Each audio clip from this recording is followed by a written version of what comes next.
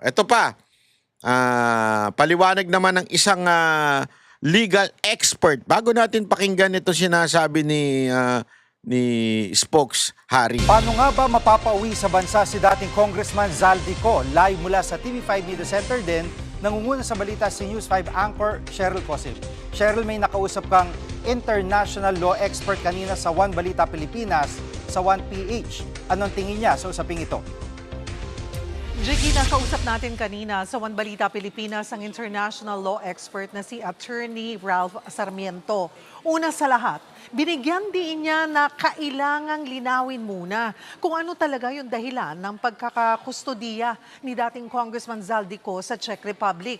Kasi sa ngayon, Jiggy, kapansin-pansin na kulang pa sa detalye ang mga impormasyon mula sa pamahalaan at wala ring nailalabas na visual proof na talagang nakadetain siya. Ayon kay Attorney Sarmiento, kung ito ay isang border o immigration issue, nasa saklaw ito ng mga otoridad ng Czech Republic. Ibig sabihin, pwede ma-deport siya pero hindi ito automatic o garantiyado. At mahalaga, hindi rin siya basta-basta maipapauwi sa pamamagitan ng extradition. Kasi wala tayong extradition treaty sa Czech Republic. Pakinggan natin si Attorney Sarmiento. So hindi tayo pwede mag-request ng extradition. Or kung magre-request naman tayo ng extradition, it will be denied, but prerogative din ng Czech Republic na mag-deport ng tao. So it can be subject to a diplomatic negotiation between the two states. At Cheryl, kung hindi siguradong may papadeport si Zaldico at hindi rin siya pwedeng extradite, ay anong nakikita ni Attorney Sarmiento na paraan para siya ay mapauwi? Jiggy, ang pinakamalinaw na punto ni Attorney Sarmiento, ang pinakamabilis at pinaka-epektibong paraan ay diplomatic channels. Ibig sabihin, makikipag-usap ang Pilipinas sa Czech Republic government. Ipaliliwanag na may kaso si Zaldico sa Pilipinas, isa na siyang fugitive at kansilado na yung kanyang pasaporte. At mula rito, maaaring hilingin ng Pilipinas na i-hold muna siya at huwag paalisin habang inaayos ang kanyang pagbabalik sa bansa. Pakinggan natin si Attorney Sarmiento. At this point, I think yung diplomatic negotiation lang talaga yung pinaka-fastest and most effective na route or remedy na pwedeng i-take ng Philippine government. At yung red notice, Interpol red notice laban kay Zaldico ay inaantay, malaki bang may... Mas lalong gumulo, no? Di ba? Kasi ito nga yung sinasabi. Tapos sasabihin ng iba, bakit ba kasi hindi kayo makapag-intay? Balik ko sa inyo yung tanong. Bakit kasi hindi makapag-antay yung presidente, announce ng walang details? Alam mo namang atat na atat ang mga Pilipino panagutin yung may sala. Tapos announce, nagbibida-bida na naman. Ang ilag bida-bida nitong Bongbong Marcos na to eh. Bida-bida siya, nakala mo merong gagawin sa pagdating sa korupsyon. Pero ano nangyayari? Wala! Nga tayo mga Pilipino. Hindi makapakita ano ba talaga ang system, ano nangyari? Meron ba talaga o wala? Di ba? O pakinggan na natin ito. Si Spokes Harry. Mar at Jay at magandang gabi Pilipinas. Opo, after nung magbanggit po ni President Bongbong Marcos Jr. na nahuli na raw itong si dating Congressman Zaldico, meron din po kayong post. Pakipaliwanag po, ano po talaga, nasaan po kaya si dating Congressman Zaldico? Siya ba'y nasa kamay ng batas, kamay ng otoridad sa kasalukuyan dyan sa Czech Republic? Sige na nga po, dahil ito namang SMNI ay aking istasyon din. Yon. Ang kumpirmasyon po na hindi siya nakakulong ay nanggaling mismo kay Zaldico. Oy! So kauna-una pagkakataon, yan po ay galing mismo kay Zaldico. Naku po! Hindi siya nakakulong. Kaya Naku! nga, buong buo ko sinasabi, nagpapakalat ang fake news ang presidente. Ano daw? Si Zaldico daw mismo ang nagsabi na hindi siya nakakulong. Naku, napaka-importanting impormasyon nito. Pasabog ito ah. Matinding pasabog ito. Spokes ah. Hindi kasi siya naman talaga makakapag-confirm, wala nang iba. Kundi si Zaldico mismo makakapagsabi, ako ba nakulong o hindi. Wala nang iba makakapagsabi niya kung hindi siya. Tama, mali? O na, sinasabi na ni Spokes, siya mismo ang nagsabi. Si Zaldico ang nagsabing hindi daw siya nahuli o nakakulong. Sino ang paniniwalaan natin? Si Marcos, na hindi naman siya yung ikinulong, hindi naman siya yung hinuli, o yung mismong taong pinaparatangan na nahuli o nakulong? Ay, kayo nang bahalang umusga kung sinong sinungaling sa kanila. Oh. Now, pero bago pa tayo makakuha ng kumpirmasyon kay Zaldico, tayo naman ay nagkaroon na rin ng karanasan dito sa Europa. No? Kung maalala nyo, yung panahon na ako ay sapilitan na pinapadala dito sa Vienna, Austria, at ako naman ay merong medical certificate galing sa dalawang doktor na I was unfit to fly, tinanong ako ng piloto ng eroplano kung gusto ko ba lumipad. Sabi ko hindi, dahil sa sinabi ng doktor ko, nung ako po'y pinababa sa eroplano, pinaantay po ako hanggang dumating ang piskal. Dahil ang sistema dito sa Europa, bago ka ba aresto, kinakailangan iharap ka muna sa piskal at ang piskal ang magdidesisyon kung kakasuhan ka. At kapag ikaw ang kinasuhan, doon ka pa lang aarestuhin. So, hindi ko talaga alam kung ano ang pangyayari kay Zaldico, pero nakakuha ng kumpirmasyon galing sa pulis na hindi inaresto, hindi in custody, hindi dinitain si Zaldico, kung hindi, he was subjected to law enforcement incident. So para po yung nangyari sa akin na habang nag-aantay ng piskal, ang desisyon kung ako'y sasampahan ng kaso o hindi, nag-aantay lang kami. Pare-parehong nag-aantay sa pagdating ng piskal. So, Pero sa nasunog? aking kaso, wala namang isang oras, dumating ang piskal at nakita naman niya na wala talagang kaso, pinawalan din ako. At sa tingin ko, ganyan din ang nangyari kay Zaldico. No? Yung sa akin nga mas matindi dahil ang sabi ng immigration authorities, di daw ako sumunod dun sa dapat na lumipat na ako sa Austria. Ang sabi ko, sumunod ako, sumakay ako ng eroplano. Kaya lang, tinanong ako ng kapitan kung gusto ko lumipad na hindi. Sabi ko, hindi ko gusto dahil meron akong 2 medical certificate. At dahil doon, hindi ako kinasuhan because suportado yan ng 2 medical certificate. So, ang aking basihan kung bakit ko sinasabing fake news, impormasyon na galing mismo kay Zaldico at yung aking personal na karanasan at yung aking sariling pagtatatawag sa pulis, sa Prague, sa Brno, kung nasaan si Zaldico. At syempre, kasama ko rin dyan yung vlogger na si Maharlika na siya naman nagbigay sa akin ng mga possible places kung saan nakadetina si Zaldico. At lumabas nga na merong pagtatanong na nangyari pero wala pong in custody, walang detention, walang arrest. Kung bakit hindi siya na aresto, hindi siya na-detain, hindi siya under custody, well, hindi ko po alam. Sa aking personal na kalagayan, dahil ako po ay asylum seeker, hindi ako pa pwede ma-extradite pabalik ng Pilipinas ang hindi tapos ang proseso ko. No? Hindi ko lang po alam kung ano ang naging dahilan sa kaso ni Zaldico. Pero nanggaling na po sa Czech Police, wala pong in custody, walang in detention, walang arrest. Opo, sa tingin niyo po, paano kaya ito nalaman? Yung information na yon na nasita siguro, yung tamang term, itong si dating Congressman Zaldico dito sa gobyerno natin sa Pilipinas, particularly kay President Bongbong Marcos? Well, may mga nakalap na impormasyon naman ng isang mainstream media, no, na di umano ay nagbabakasyon kasama kanyang pamilya. No? Hindi ko alam kung totoo yan. Pero kung nakakalap ng ganyang impormasyon ng isang mamamahayag, siguro naman ang gobyerno na meron silang bilyong-bilyong intelligence funds ay makakakuha rin ng ganyang impormasyon. Ang nakapagtataka lang at ang tingin ko, it was intentional kung bakit nagpakalat ng ganyang fake news ang presidente mismo pa. Presidente si Auntie mismo? Claire naman, alam natin talaga nagkakalat yan ng fake news. Bakit hindi nalang binayaan kay Auntie Claire? Nung una, atat lang talaga si Bongbong Marcos dahil talagang si Zaldico lang ang nagsasabi na siya talaga ang mastermind. No? Yung mga po pwedeng magbigay ng koroborasyon, yung 18 Marines nagsalita na, yung Amina hindi nagsasalita, yung maglolong Bersamin hindi nagsasalita, ang Tambaluslos hindi pa nagsasalita. No? So ang buong akala ko, atat lang talaga siya mahawakan itong si Zaldi, siguro para pabaliktarin o di naman kaya para gurgurin. Pero ngayon, meron kasi mas malaking balita na hindi pala sinisiwalat sa atin. No? At ito yung pamimigay na naman ng ating presidente ng 4,000 acres, mahigit kumulang 1,400 hectares para gamitin ng mga Amerikano bilang isang special economic zone. Ang nakapagtataka, bakit 2 taon lamang?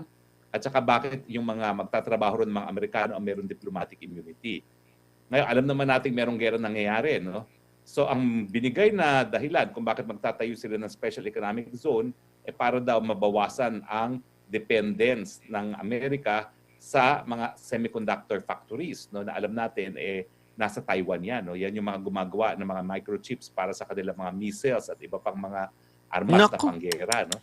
So sa tingin ko, this is still a war-related effort. Yung sinisecure na nila, yung mga ammunition at yung mga microchips na kinakailangan nila para sa kanilang mga bomba.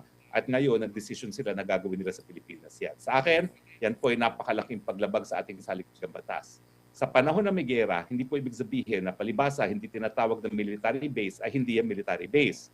Ang definisyon sa batas sa umiiral pag mayroong digmaan, international humanitarian law, sa isang military object ay, I will quote, no, by its very nature, object or purpose contributes to the war effort. So, maski yan po ay gagamitin lamang para sa microchips ng mga missiles ng mga Amerikano, yan po contributes to the war effort and that means it forms part and parcel of the war itself. No? Kaya nga po sinasabi ko na baka linilihis lang ang issue dahil itong issue nito ang dapat pag-usapan. Bakit pumapayag tayo ng ating teritoryo ay talagang gagamitin para isulong ang gera ng Amerika sa Iran? Gayong pinagbabawal ito ng saligang batas dahil sabi natin, we renounce war as an instrument of our foreign policy at ang presensya ng mga military bases na dayuhan ay dapat sang-ayon sa tratado, ratifikado ng Senado at kung kinakailangan, kunin ang pagpayag ng sambayan ng Pilipino. Opo, balikan ko lang po yung So parang sinasabi ni Attorney Roque dito, isa diversion na naman ito. Dahil meron daw pinirmahan si Marcos di umano na isang kasunduan sa Amerika na maaaring gamitin ng base natin para dito sa gera nagaganap. At dahil daw di umano, sabi ni Attorney Roque, para hindi masyado mapansin ito, ginamit to itong issue na kay Zaldico para may mailabas na iba. Alam mo, sa totoo lang ito yung isang bagay na nagiging pattern na ho dito kay BBM. Sa gobyerno ni BBM. Pattern na ho ito. O yung kita mo nga yung yung ultimong issue ng korupsyon dahil nga maraming naghahanap ng maikukulong. Ngayon, kinasuhan na si Chis Escudero. Di ba? At saka Kuno. Kuno. Ibig sabihin, ang talagang balita natin, ang ipupush lang si Chis Escudero. Hindi si Romualdez. Pero siyempre, hindi naman maganda kung ang kakasuhan lang ay si Chis Escudero. Di ba? Kasi he is perceived as a minority. Ibig sabihin, wala siya sa kampo ng mga Marcos at nasa kampo siya ng mga kasama niya, mga Duterte. Kaya, siya talaga ang pinupuntirya, isinama lang kunwari si Romualdez. Pero ang balita natin, si Romualdez agad-agad na hindi mahahanapan ng probable cause o probability of conviction at si Chis Escudero lang ang maididiin. Ganyan si Bongbong Marcos gumawa ng diversion. Mahilig siya sa diversion. Yan ang katotohanan, mga kababayan. Etong si Bongbong Marcos ang hilig sa diversion. 'Di ba? Ito na isa to. Isa ito sa diversion niya para doon sa alleged na pinirmahan daw di umano, sabi ni Roque, na kasunduan sa Amerika na payagang gamitin ang mga EDCA sites para sa gera ng Amerika. Naku po, patay tayo dyan. Ito yung napakalungkot na kung iisipin mo, napakalungkot nitong ganitong klaseng pangyayari dahil alam mo na, tayo po ay bayan sana na independent, pero tila hindi tayo independent dahil sa mga pangyayaring ginagawa ni Marcos, di ba? Pero wala tayong choice eh. Ay, binoto nyo yan eh. Di ba? Tuloy natin. Naging pahayag ng Pangulong Bongbong Marcos ukol nga po dito kay dating Congressman Zaldico. Kasi meron pong post itong si Congressman Leandro Leviste. Basahin ko lang po, attorney. Ang sabi niya kasi rito, hindi dapat si BBM ang mag-report sa pag-aresto kay Zaldi. Yun. Lalo't siya mismo ang itinuro ni Zaldi bilang mastermind ng flood Yun. control. Paano Tama. paniniwala ng proseso kung ang akusado ang nagpaparesto sa nag-aakusa? Yun. Tama po Dati sa perfect paano? Kung ang nag-aakusa mismo, ang nanghuli sa nang-aakusa ay yung inaakusahan. Di ba? yan, no? Dahil ang tama namang dahilan kung bakit, ang tanging dahilan pala kung bakit gigil na gigil siya kay Zaldico, si Zaldico Oh. yung testigo na siya talaga mastermind Yun. pagdating dito sa korupsyon, lalong-lalo na sa flood control projects. No? At tama naman si Leandro Leviste, no? Sino ka para mag-akusa, samantalang ikaw nga yung naakusahan na ikaw ang mastermind. No? Ang nakakalungkot, yun na nga, no? Bukod pa kay Zaldico, nandiyan naman yung 18 Marines na hanggang ngayon ay hindi pa formal na iniimbestigahan kung totoo mga sinasabi. Pero napakadami nilang detalyo na binabanggit na napakahirap naman paniwalaan na nagsisinungaling lang yung mga Marines na yan. Opo. So, ibig sabihin po, fake news ang inihayag ng Pangulo at kung fake news ito, siya po ba'y papanagutin ng Palasyo ng Malacanang kasi meron silang drive ngayon, anti-fake news. Yung tanong mo naman na Admar. So si Admar din eh, no? Pananagutin daw ba ng palasyo yung presidente? Yan ang gusto ko sa'yo, Admar. Idol talaga kita eh. Hindi naman niya pwede parusahan yung kanyang sarili, di ba? Siya yung tagapagpatupad ng batas. Pero kung siya mismo lalabag ng batas, anong aasahan natin dyan? No? Pero Wala, sa akin, nga. ang leksyon sa sambayan ng Pilipino, mag-ingat po tayo sa mga deklarasyon ng Presidente dahil ito po malinaw na malinaw. Nagkaroon pa na po ng kumpirmasyon galing mismo sa pulis sa Czech Republic. Walang pag-aresto, walang pagdetene, at walang pang-custody dito po kay Zaldico. Opo. At after nito kung mapapatunayan ano kaya ang magiging nito attorney kasi for sure sasabihin nila meron yan silang mga i-insist. Actually doon kanina sa balita naghahanda na rin yung PNP raw sa pag papauwi dito and hindi rin natin narinig ata itong DFA na meron pong kumpirmasyon mismo para more on sa side ng gobyerno ng Pilipinas. Ganito po ba ang kalakaran if may isang Filipino citizen sa ibang bansa na merong pagkakasala or merong nagawang mali, na aresto po. Ganito po ba na parang sa side lang yan natin? Wala tayong naririnig na sa side mismo ng pinaka-ahensya at tsaka yung sa mismong sa bansa kung saan ito na nahuli. Unlike doon kay dating congressman din na Arnie Teves. Alam mo, ayon sa Vienna Convention on Consular Relations, obligasyon ng Czech Republic na ipagbigay alam sa gobyerno ng Pilipinas na naaresto si Zaldico kung totoong inaresto siya. Kasi kapag hindi yan pinagbigay alam sa atin, ayon sa desisyon ng International Court of Justice sa kaso ng Inre Avena, hindi po pwedeng maging legal ang proseso na gagawin sa isang dayuhan, sa isang dayuhang bayan kung hindi nabigyan ng notice ang kanilang consular office. No? Yun. So baliktad. Ang dapat, ang Czech government mismo ang magbibigay abiso sa Pilipinas na arestado si Zaldico dahil obligasyon na yan sang-ayon sa tratado ng consular Ay, bakit di relations. nagbibigay? Pero ito, Bakit? wala nang sinasabing ganun ang Czech government. Bakit? Patunay talaga na fake news sila. Dahil kung talagang na-aresto, obligasyon pa nga yan ng Czech government. Marcos! Paano yan? Paano nyo lulusutan ito? Fake news nyo. So, ang sinasabi ko nga, kung totoo na nasa custody si Zaldico at hindi binibigyan ng kumpirmasyon, it could only mean kasi humingi ng asylum itong si Zaldico. At napag-aralan ko naman kasi ang proseso dyan sa Czech Republic, kapag ikaw na-aresto because of illegal entry, immigration rules, obligasyon din ng gobyerno na sabihin dun sa taong na-aresto na po pwede siyang humingi ng asylum. Pero Nako. ang punto na sinasabi ko, sang-ayon sa international law, obligasyon pa nga ng Czech government na ipagbigay alam sa Pilipinas na inaresto ang isang Filipino national kung totoo ito. Opo, Yun. pero parang wala pa yatang pagre-retract doon sa mga unang pahayag, attorney, ang ating gobyerno po, which is parang katakataka ba? Well, hindi katakataka, nakakahiya. Kasi presidente pa yung nagkakalat ng fake news. Kakaya! So at least alam ng Pilipino ngayon na wag magtitiwala sa kahit anong sinasabi ni Bongbong Marcos. In fact, wala wag naman din sila talaga magtitiwala naniniwala sa na dyan hindi sinasabi ni Bongbong Marcos dahil minsan hindi naman yan umamin na siya'y bangag. Ay, nako. Hindi nga niya sinasagot ang katanungan kung totoo ito hindi. Ang latest Ay, tama ka and only dyan. thing na sinabi niya, I don't even have to reply to that. Diba? So, bakit yung paniniwalaan ng ganyang presidente? Opo, attorney, si MJ po ito. Natumpok mo. Ayun. Natumpok nyo ni sir. Ayan, malinaw na malinaw ha. Ang proof na napag-alaman daw mismo ni Roque sa mga pulis ng Czech Republic at saka mismong kay Zaldico daw.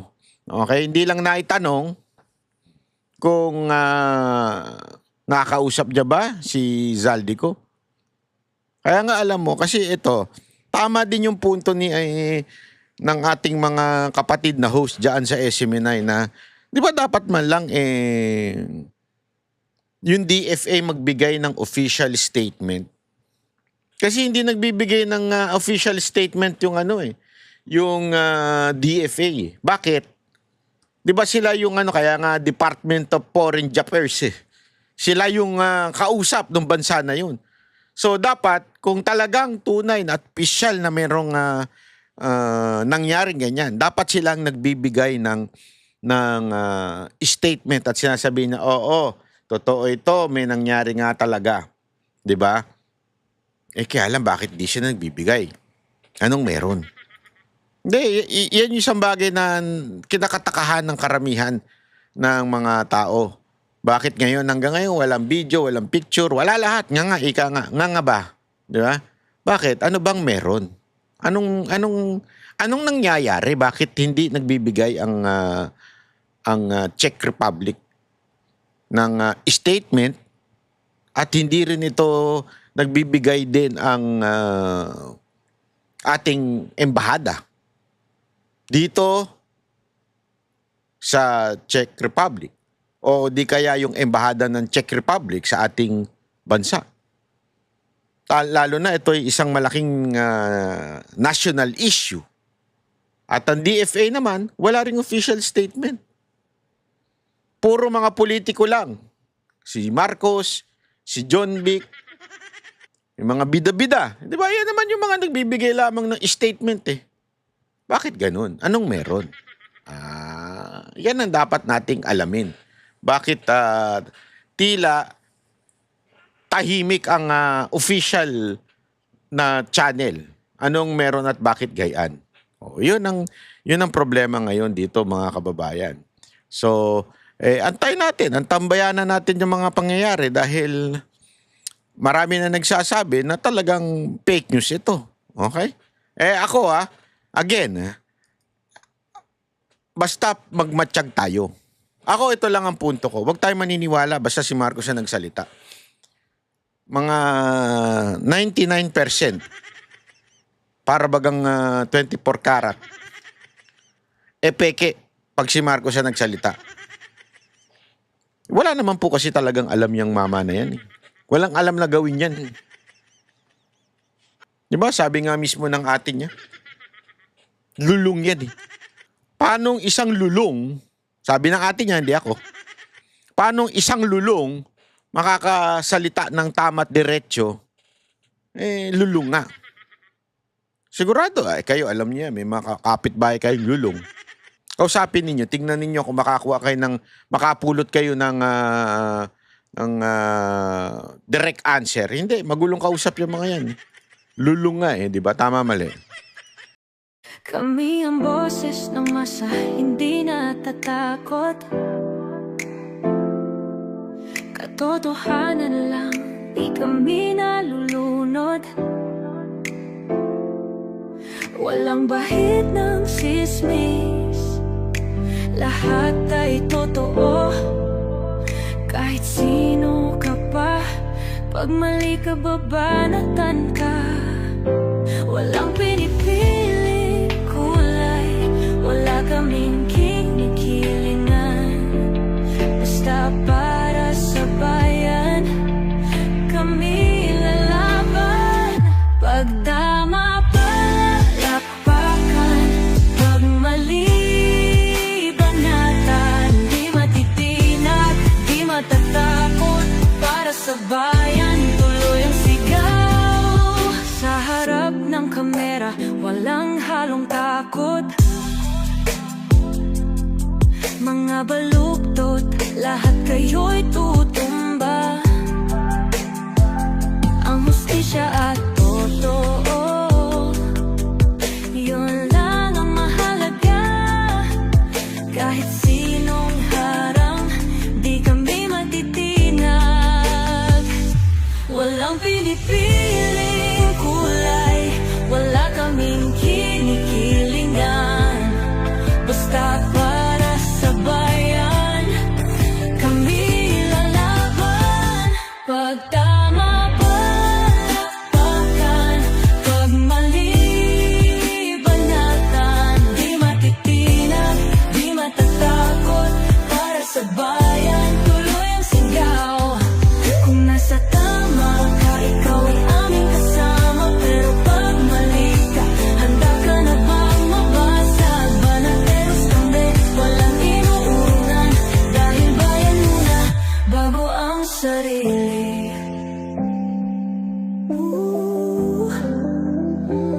Bago ang sarili.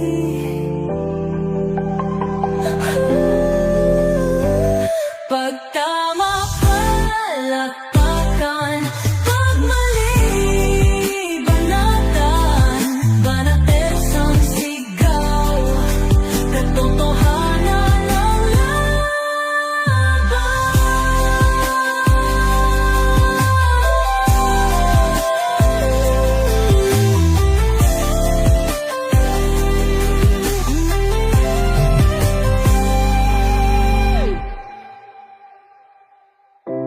sa harap ng kamera, walang